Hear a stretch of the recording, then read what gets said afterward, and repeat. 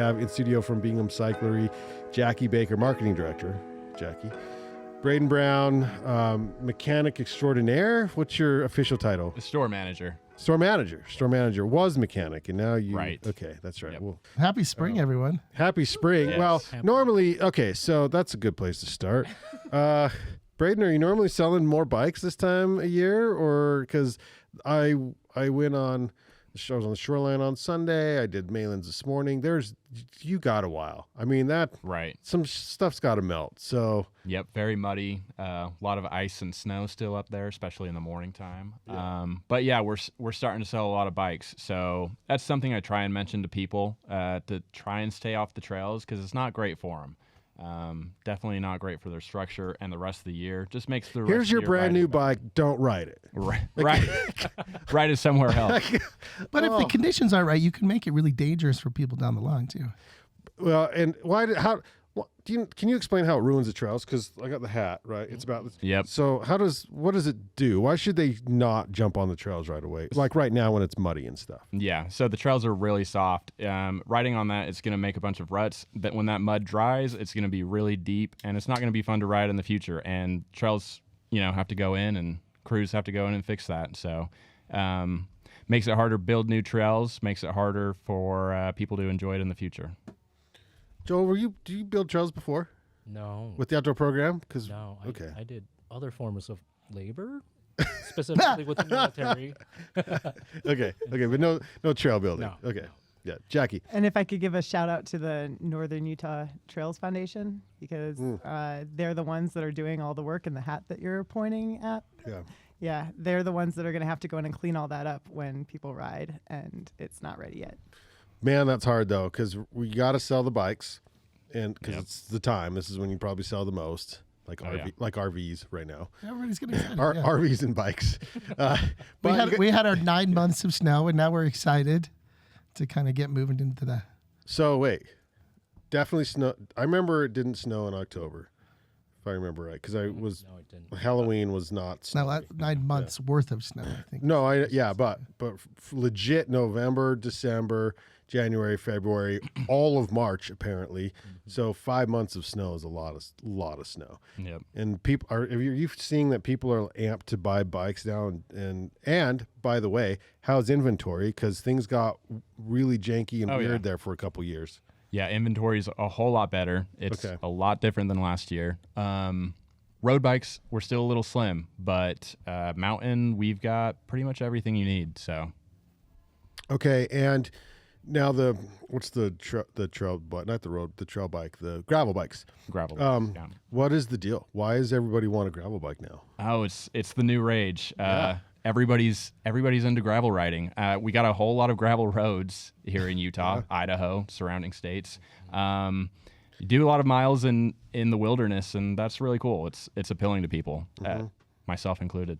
Okay, all right, so that's good. Everyone wants a bike. What's different about a gravel bike? Yeah, well, yours is yours is a city bike, right? It's like a commuter bike. so I could get a little bit off. by what it's in. But want to explain the difference between a mountain bike and gravel bike? Well, the tires for one. They're both drop bars, so it's kind of an aggressive bike. Just think road bike, but with knobby tires. Really, is in a nutshell. Or if you get the giant Revolt, you can get the front suspension Rudy fork on That's it right. now, and that's something that we have in stock and ready to go. Yep. Next level gravel biking. Next up, well, so Wojo just did a race, and one of our ex-partners, I guess, John, we help him with his podcast with the Utah Safety Commission, and he did a gravel bike race. So gravel bike races are big now, which helps sell bikes. Yeah, that's right. Yeah. And so local mountain bike races also help sell bikes, along with high school mountain bike teams. So how has that helped the industry? Well, there's a lot of kids to supply bikes to. That's for one. But one thing I'd like to mention is our trails need to grow. The industry's growing. The riders are growing. That means we need more trails to put those people on. It's getting pretty dense. So. Okay, that's a good comment. It's about the trails. It's funny I wore this hat today. Is fat tires a thing anymore, or is Fat- it still fat bikes? Fat Yeah. bikes, fat Yeah. tires. Yeah. Yeah. My neighbor's a huge fat biker, which that's a good year for it. It's a snow thing. Yeah. Yep. That's what I thought. So your comment is poignant. So there's the comment, and then there's actually producing more trails. Yep. And without having someone here from Trails Foundation, do you know how possible that is? Is there room? Is there like where are the trails going to go in at? Like what's that process like? Oh, it's hard from what I understand. Basically through the Forest Service, you have to get permission from them, and it's hard. It takes a lot of work. I can't speak on it too much because I don't sit on anything like that. Yeah, but you're seeing it as a rider, as an enthusiast, that you're like, okay, something's going to have to change. Yep. Okay. Yeah, And this it's is why- expensive. It's expensive. It is expensive. AF. Yeah. And if you go to their the Trails Foundation website, they actually have laid out how much it costs per mile. I can't remember trail. how much they told us. It's a very high number. Yeah. Very high number. But the great thing is that there are a lot of people really working on that right now, and that there's a lot that is happening. And so if you can support the Trails Foundations at wherever you are, and Bingham Cyclery is very adamant about supporting local Trails Foundations so that we can tell people where to ride and make sure that everyone has a safe place to ride. Jackie, you are the marketing director, which is cool. I'm a fan of marketing directors. Will you give us some history of Bingham real quick, in case for those listening who aren't familiar with Bingham? Because I think we just talked about there's 4 shops in town. Bingham and Skyline might be the oldest in town. I'm not completely sure on that. But how did Bingham start? Where are we now? Do you want to catch us up real quick? Yeah, absolutely. So we just celebrated our 60th year in business last year. Nice. Yeah, congrats. Yeah. So basically, I haven't been there the whole time, but it started in 19. Wait, what? You look great, by the way. Thank you. Yeah. Thank you. I do a lot of skincare routine. So Bingham started actually in Roy. Blaine Bingham was the founder of the bike shop. So is that the same shop? No, it was very briefly in kind of like an automotive hardware store shop where he had just started selling a few Schwinn's, and then they moved into the place we are in Sunset, on North Main and Sunset. Okay. That was really the dawn of Bingham Cyclery, and so that when that store started, it was a Schwinn Cyclery. And that's his last name. Bingham, yes. Bingham. Yeah. Okay.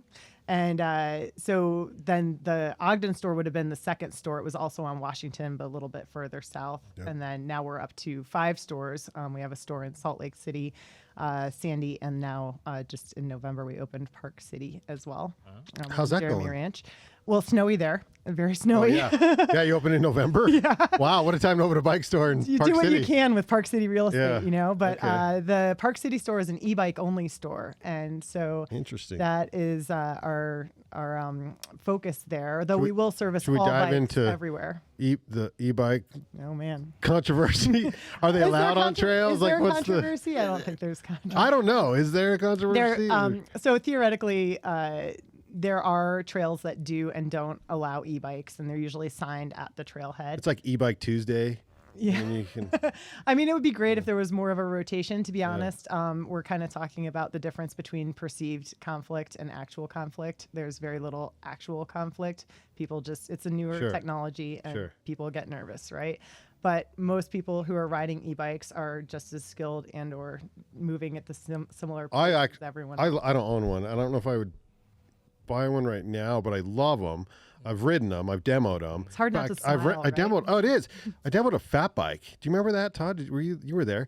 I just remember thinking this thing hauls ass, especially for a fat bike. Yeah, and you can go really fast, but you still have to deal with all of the things on the trail that everyone else has to deal with, and you're riding a heavier bike, right? But they are a great means for a lot of people to access the trails that we do have. And in fact, a lot of what we're trying to do through Bingham Cyclery is more education about A, how to ride the bikes, but B, where to ride the bikes, right? But then also we focus a lot on urban commuting and, can you take kids to school on a cargo bike? Can you ride to and from work without getting super sweaty when it's 100 degrees in the summer? And that was the reason I got one. Yeah. Work related. Yeah. Showing up to meetings all sweaty is not always the best thing. Yeah. Makes sense. Is yours e-assist? Yeah. I'd have to do some work myself, you know. Yeah. So I'll provide it for me, yeah. Well, I sometimes I feel like I'm neglecting my road friends because I just grew up on dirt and mountain biking. But what's the percentage of sales there for road bikes and mountain bikes and gravel bikes, I guess? Well, in my store in Ogden, it's probably like 10-15%, 10% road, if that. Okay. It's pretty low. We do mostly mountain, and I can't speak to road biking a whole lot because I don't really ride a whole lot of road either. Because I grew up on dirt, so yeah. Well, it felt like road biking was very popular a few years ago, and I don't know what happened. I don't know, but there's what's the race that we have where people go up and over Lodija? Yeah, that thing was huge for a few years. It's still going strong, and we support the Little Red Ride, which is up in Logan, and that's a 100-miler for women. And then there's a bunch of other still road events that happen. But I think the thing for Bingham is that we really are good at local trails and mountain bikes. Road bikes are there, and we love them, and they're great for, getting that training in and the people that want to do the longer rides. But what we're really passionate about is the dirt, and that's where that gravel bike comes in. And I think a lot of folks are finding out that, and this is for me personally too, is that I ride my gravel bike on the road all the time because it's just more comfortable. You have those wider tires, you have a different gear range, a more comfortable fit. And so you don't need this like crazy racy super aero ride all the time when, our roads right now are full of sand and salt and sticks and holes, dead animals. I mean, you name it, you're riding over it, right? It's easier when you have a fatter tire with a little bit of traction on it. Well, I used to get my information from magazines, and then apparently this thing came along called the internet and whatever. But it's been so hard in the last 5 to 10 years to keep up on all the technology on mountain bikes. As an ex-mechanic, as a store manager, Brayden, what is the coolest thing now? Like, what's been the trend over the last couple of years? Where are bikes at these days? Well, that's honestly a hard question because it's hard for me to keep up with. Yeah. Everything changes a lot. There's a lot out there. The cool thing now is geometry is changing every day. Slack long bikes is kind of the cool thing. Or what there's things called mullet bikes, 27.5. Like the hair? Yeah, like the hair. Okay. Because different wheel sizes. Yeah. Yep. Wait, so you do like 27 front, 29 back or something? Right. Yeah. What? Yeah. A lot of racers. Opposite. Yeah. Okay. Sorry. Opposite. Okay. Yeah. That's a big thing that you're seeing in bikes now. Yeah. It's a party in the business in the front. Party in the back. Right. So 29ers the party or 27.5's the party? Who's the party? Depends on who you ask. I Okay. suppose. Okay. Yeah. Okay. How big a mullet you want? Right. Okay, let's get personal. What are you riding? So right now I just got off the stump jumper 29. I definitely prefer 29-inch wheels, front and back. But now I'm on the Norco Optic C. Yeah, right. Yeah. But Norco Optic C2. Norco's a really cool brand. I'm really big on them. I like what they're doing. I'm a Shimano guy personally. Okay. And they have a lot of Shimano stuff. Okay, talk to me about, because I know nothing about suspension. And to give you an idea, the last bike I owned it definitely wasn't full. It didn't even come with the front fork suspension. I had to buy an aftermarket front suspension, and I used it for almost 20 years, which was amazing.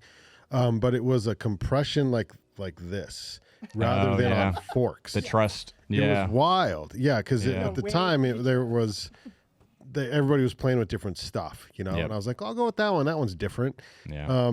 And then we went to Moab soon after I got that. This was in the late 90s, and I remember we went with some high school kids, and I feel really bad for them. This was right after I bought that bike that lasted about 20 years, into the 2000s. But those kids had no suspension. Yeah. They just had mountain bikes with no, and so you had to bunny hop everything in Moab, right? Like everything. That's what I rocked. That's what. Yeah. See, and is that cool now? Like, are people going in reverse? Are they going no suspension now? Not really. Suspension's pretty cool now. Okay. Yeah. No. I mean, I know like the gears sometimes go single speed and stuff, but what Yeah. about like no suspension? Yeah. A lot of people like pick bikes based off of suspension. Yeah. Fox Rock Shocks. Suspension's really important. It's a really pricey part of the bike. And a lot of that's where a lot of the engineering goes into. Yeah. And does it, because I'm sorry, these people listening who know bikes are like, dude, that was so 30 years ago. But does the suspension, because when it first came out, there was the debate on if it stopped you on the uphill, right? So, but then now they've improved it and everything. Yep. So it shouldn't matter now, right? You can lock it out. Yeah. Where it shouldn't move. Some of it moves a little bit, but you can lock it out to where you're getting that efficiency on the uphill, so you're not just bouncing as you pedal. So. Okay, can we play a game? Build me a bike. I need a bike. They're expensive, by the way, these bikes. Yeah. So what if I have like 2 wheels? Just two wheels. What's price range? 5,000 enough for a brand new bike, or is that way too much? That's a good amount. That's a good amount. What about like 3,000? Can I get a good bike for $3,000? Yeah. Yep. Okay. And I would like to ride like Bonneville Shoreline. Probably not crushing the downhill courses at who has downhill these days at the resorts. Powder just puts them in, which that's sort of, what do you call that? It's not downhill necessarily. It's trail. That's trail. Is that enduro? You're climbing a little. Climbing a little. It's kinda, okay. But so who's got downhill? Park City, Deer Valley. Deer Valley. Yeah. So not that. So what kind of bike would I be looking at for 3,000 to 5,000? Probably full suspension, 29er, cross country, sort of. Is that what's called, cross country, or is that the wrong verbiage? Oh, that's good. Okay, that's good. All right. There's a lot of different bikes that I could put you on. The big cross country bike out there right now is the Specialized Epic. I'm sure. Good name. Yep. Okay. Yep. It's pretty epic. It's a lot of high school cross country kids ask for that bike, or just cross country riders in general. Okay. And I'll let Jackie comment. If I bought that bike, would every cross country racer be jealous of me? Because that's a pretty good goal. They absolutely would. But I'm gonna guess that for you and the fun that you want to have, you're probably Type actually 2. looking at more of a stump jumper or a fuel kind of scenario. Well, that's funny because stump jumpers were the shiz a really long time ago. So they're it's still much different now than you remember, because stump jumpers didn't used to be full suspension, and now stump jumper is more of a full suspension trail bike. But the Norco fuel might be another great option for you, and you get a little more bang for your buck, so you might be able to get a little better componentry for that same price point. Okay. How many people buy just frames and then piece everything together these days? Oh, very few. Okay. If any. Oh, really? Yeah. Okay. It's very few. So what are some of the parts that they do by an upgrade? Is it wheels, seats? Drivetrains. Drivetrains is a big one. Okay. Yeah. SRAM just launched a new one today, actually. Oh, really? See today, breaking news. Yep. What does SRAM do today? The AXS, the new derailleur, and and stuff. And stuff. Yeah. I mark it for Bingham, not for SRAM. Yeah. But they've got a lot of like really cool. I mean, we're at the point where components are like connected to your phone now, so you can have your suspension and your derailleur. You can like put it on an app and absolutely, So you can have you can adjust your suspension and fine tune your derailleur, things like that from your phone, and it'll even do it on like essentially its own. It's like AI. Yeah, it's watching everything that you obviously do. This is the next question is, can I type in my GPS on maps and then just sort of put it there on my phone and then just let go, or on the bike, and then it just like my bike wheels like me a Tesla to the destination. Yeah, like a Tesla. Yeah. Not quite yet. You still have to keep your hands on those bars, but maybe next year. How far away were we from that? Yeah. We're working with Elon. Okay. It's all I needed to know. Working with Elon. Take me to the summit. Just go for the ride. Oh, Todd, you got questions on bikes? I have another one for Jackie, but go ahead. Well, Jackie is the marketer for Bingham, like you said. Why should someone shop Bingham versus any other store? Because we have the best people, the best brands, and the best bikes. That sounds rehearsed. Come on. You've given that answer Really, why should someone shop Bingham? Because we're part of the community and we really Better work. answer. Yeah. Because we really work hard to understand what the rider needs and what your background is, where you're coming from, and what you want to do. We're not just trying to sell you a bike, but we also want to make sure that once you walk out that door, even if you can't go ride the trail today, maybe there's an alternative drier trail that you can go to if it's not shoreline. We'll try to send you in the right place and make sure that you're taken care of from the moment you buy the bike, or even before then, until you're ready for your next one. We want you to have that full journey, and we're there for you. And that's Brayden's job, right? Yeah, I don't do anything like that. And I want to say, when I was looking to work at a bike shop, I'm really proud of Ogden, and I wanted to work at a place that was involved in Ogden and that was local and that I could be proud of downtown. And to me, that was Bingham Cyclery. So I'm really happy to work there downtown in Ogden. I just thought about the island's probably in good shape. You guys been out there yet? Oh, no, I haven't. Okay. No. I saw a group ride out there last weekend, and it looked pretty doable, except for the bison are spicy because it's spring. Spicy bison. Yeah. Like, no joke. Like, they're all over right now. Like, all right, let's go. Oh, yeah. Like, just don't go out to see the water. Like you can enjoy everything else. Oh, yeah. Yeah, it's a little there's dry lake out comment. there. Yeah, but I think Was that a lake joke? Is that, yeah? It's what is that too soon? I think we all know that this is happening. I do think that 60 years speaks volumes, and the fact that you have five locations is very impressive. But I think the fact that you haven't lost track of who's buying your bikes, right? And that's always very, very important. And I think that Brayden mentioned earlier some of the other bike shops in town, and I imagine in my head that the community of bicyclists, that you're still friends with the other bike shops. Yeah, you know? of course. I mean, in my lifetime, I've shopped at all of them, and yeah. I think that's so important. Yes. Like, it really, really is. I think so too. Well, and if you're not a mountain biker, or you want to buy a bike, you want to get into it, explain like what Bingham carries and why, because all the shops carry different brands. Well, we carry a little bit of everything. We carry. I mean, now we've been growing our store and what we carry. So we carry Specialized, Norco, Giant, Aventon. We carry commuter bikes. We carry cargo bikes, mountain, road, gravel. A little bit for everyone. Yeah. And can you special order?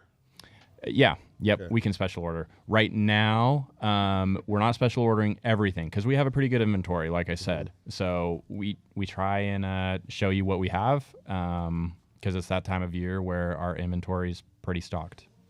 Okay, you've been there 4 years. I was a general manager at Gear 30 during COVID. Did you guys sell a lot of bikes in 2020? Oh, so many. So Yes. many, yeah. And then what happened in 2021? Again, a lot. Okay. A lot of bikes. So then Yeah. did we just burn through all the inventory and they just couldn't make them fast enough, or what? What happened? Pretty much. Same story anywhere you go in any industry. Supply chain couldn't keep up. The whole shipping across seas, that got really backed up. Same story as any industry. Okay. And now you're sort of back to normal. So Yes, I would say so. God, that's nice. Okay. It was a pain in the ass for a while. We felt it at the shop too, but it was like tense. Yeah. And then we had a sleeping bag company that just stopped making sleeping bags because they were making is it PPE? Whatever. PPE. Mhm. And Yeah. It's like, oh my God. Yep. Are they back to sleeping bags again? Yes. Yeah. But it's sucked. I mean, a lot of masks could be pretty comfy. It's true. I mean, you got to wear a lot of masks Not as to make a comfy. sleeping bag. Yeah, right. And they're not down. They're just. Although a down mask would be pretty dope. I mean, you're wearing that around. People know, like, whoa, I paid extra. Yeah. Louis Vuitton down Louis Vuitton mask. down Yeah. mask. Louis Vuitton down. So wrong. Okay, Jackie, last pitch on Bingham. Why should we shop there? Are there any deals coming up? Easter's coming up. Like, we got some spring events coming up. Yeah, we have our spring thaw sale right now. So we actually have a lot of product on sale. We have $50 helmets, some $40 baggy shorts, $30 jerseys, $20 gloves and goggles. $10, I'm going to start forgetting things now, socks and stuff, I think. And This then is like- $5 tubes and bottle cages and things. So It reminds me, though, it's like skiing. And so it's like, oh, I bought skis. Oh, by You're the not way, done. you need 1 million other things. So but that's the fun of it, right? Is that Yeah. you can always accessorize. You can always grab another little thing. You know, it's always nice to have a spare pair of shorts or, you know, change your helmet out every 5 years at least. So I'm conscious of that. So what's the brand? What are people wearing? Versace? yeah, totally. Some Gucci shoes. Some Gucci shoes? Yeah. No, so Fox and Pock are really hot. I mean, they've got great fit. And, Like old school you know, Fox? Yeah, like Fox Racing. Yeah, You know, like okay. they've got great jerseys and shorts. And And POC, then POC. POC, yeah, they're out of they do their distribution, I think, out of Park City. Okay. So it's kind of medium local.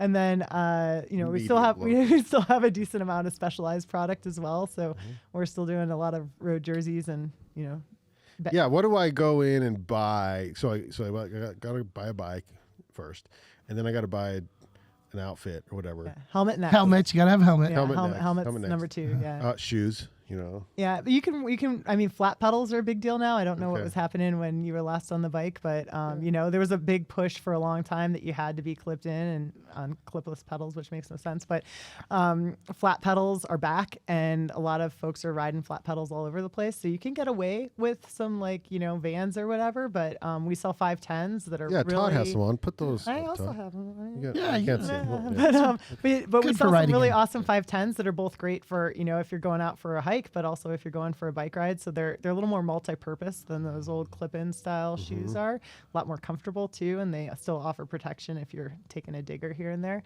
And then you want your hydration, your bottle cage or your. I swear, backpack wasn't that or why whatever. Camelback was invented? Yeah. Well, I remember using the original Camelback on a mountain bike trip. Yeah. Stay Yeah, hydrated. we still sell have quite a them. few hydration packs, and now you can get them as fanny packs. I Yeah. mean, there's all you can They're go super fancy. old school. You can go. I mean, old school is almost like back to old school where it's not a fanny pack anymore and it's an actual backpack again. So the rage the last 2, 3, 4 years maybe in skiing, which you guys do ski, is like the what vest, or like wearing a vest that's it's got the pockets and everything in it. Is there something like that for mountain bikers? Sort of. I wouldn't. You want to I- breathe more. Yeah, I haven't tried anything like that, honestly, and I haven't seen a whole lot Keep of it simple. Yeah, pretty simple. Oh, most serious riders I know just use water bottles and cages. Okay. And then like a back fanny pack. Okay. Is there a special water bottle, like an insulated? Oh, we do insulated, but nope. They, I'm just curious. yeah, they haven't really changed in the past 50 years. So. Yeah. Like here's a bunch of plastic that'll live forever. And Yep. Yeah. Okay. Yep. Oh, that's fantastic. All right. Well, good luck this season. I mean, you're sort of just getting started with the spring sale and all that kind of stuff, Yep, and just then kicking off. and then I'm assuming you slow down sort of towards the fall. But Yeah. Cool. Typical. Yeah. more information, go to Bingham Cyclery, all the things, right? Yep. Just search Bingham Cyclery in Ogden. Okay. BinghamCyclery.com. Go It'll go come up. in and you're in the Ogden store. So Jackie, you bump around? Do you have Kind of all over. You're all over the place. So Brayden's in the Ogden store. Go say hi to Brayden. He'll hook you up. Will do. Yeah, especially if you did buy a bike during the pandemic, it's time. It's Yeah. time. Get Yeah. a tune-up. Tune-up Yep. time now.